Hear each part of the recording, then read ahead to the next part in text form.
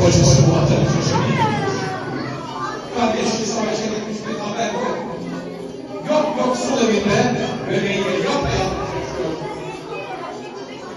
Düşmanlar her şeyi almak istemişler. Kardeşinden bir haber yok. Ah kardeşim Mehmet bir gelse nerelerde acaba? O da savaşmak istiyormuş ama lakin bebeğini kime bıraksın? Ah kardeşim ah. Aylar oldu gideli bir haberi yok. Gece uykuları kaçar olmuş. Bir haber geleydi. Sabahlar oldu hala haberi yok. Bir sağ haberini alaydık. Bir kapı çalaydı. Bir ben geldim abla deseydi. Allah Allah. Şükür olsun yarabbim.